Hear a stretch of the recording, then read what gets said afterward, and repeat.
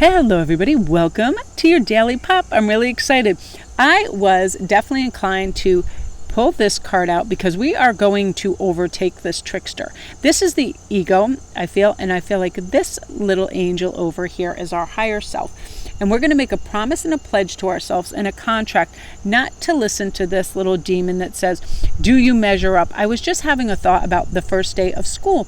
Remember how our ego used to really trick us and scare us into being fearful of meeting new people? We didn't know if our shoes measured up, our backpack, our attitudes, our intelligence, all of that. And we used to get so fearful. And it's so created in our head by our ego.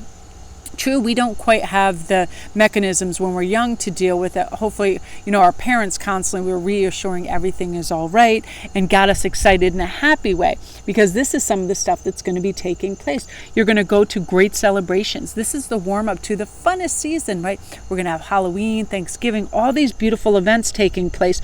So we need to keep this in check, this trickster that says, oh, these people, if I go to this party, they're not going to like me. They're going to think this costume is weird. They're going to whatever. We start to listen to that voice and it picks us apart and it makes us feel uncertain. Instead, we are going to reside in, I'm a beautiful, beautiful spiritual being having a human experience.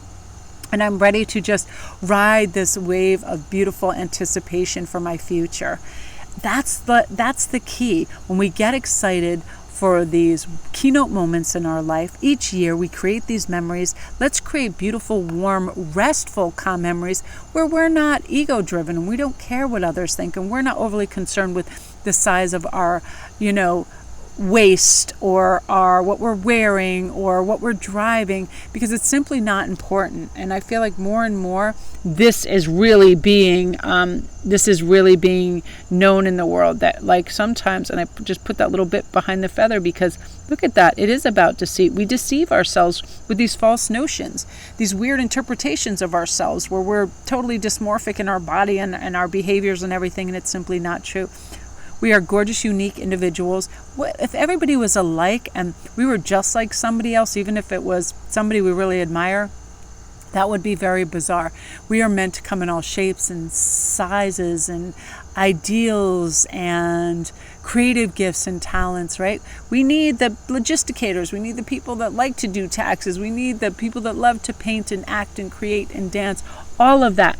And I feel like we're really incorporating this beautiful variety and saying to this guy right here, I realize you're going to pop in on the scene, but I don't really relish or care to hear what you have to say, because I know that before any gathering or before I take myself out into public or to meet people, I'm going to be centered and grounded and say nice things to myself. I'm going to be kind. I'm going to be optimistic. I'm going to be adaptable and in flow state. Some of the best conversations I have with people that are totally self-aware and in the moment. They are not preoccupied with how they look or primping or in their head. And I can tell the moment I'm having a conversation with somebody if they're checked out or they're checked in. And I do like a mental pinch to myself. Are you listening? What did they just say? And I pull myself back in. And by that's where we get to have rich experiences with people. We get to learn about them, their lives, who they are, what matters to them, all of that. And people feel really special when you can repeat something to them that might seem trivial, their favorite color, their favorite flower, something like that, their child's name or birthday, making people feel special. And I feel like that's what you're moving into, this evolved state of wonder and not being preoccupied by anything, really having present moment awareness, really hearing things, really understanding things, a real kind of simplification of your life. So a measure of peace comes in where before there might have been discard or a lack mentality. You're now like, it's no big deal. It is no big deal.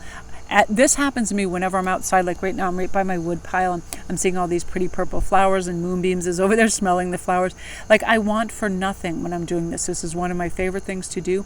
Read out in my garden. I feel like I would rather be nowhere else right now. I wouldn't rather be in Dubai schlepping gold around in wheelbarrows. Like that's not my thing. I like this green existence. I like being more grounded and earthy and centered and let go of, that materialistic haul that comes in. And that's not to say because I create beautiful things. Like I love my rings and I love crystals and I love all that. But it's like I wouldn't trade a day of my life sitting out in my garden with the cat doing reads because it's lovely and relaxing. So you're going to pull in more of that energy where you get to be this beautiful person that's outside and existing in this calm, beautiful, you're going to make a promise to yourself. I'm going to breathe natural air. I'm going to have hikes, and I'm going to have swims, and I'm going to sit under the sky. Like, my next new thing that I definitely want to do is set up a really beautiful hammock outside and just sit and drift, like when the sun goes down, and read a book and be outside. I love that energy and that air.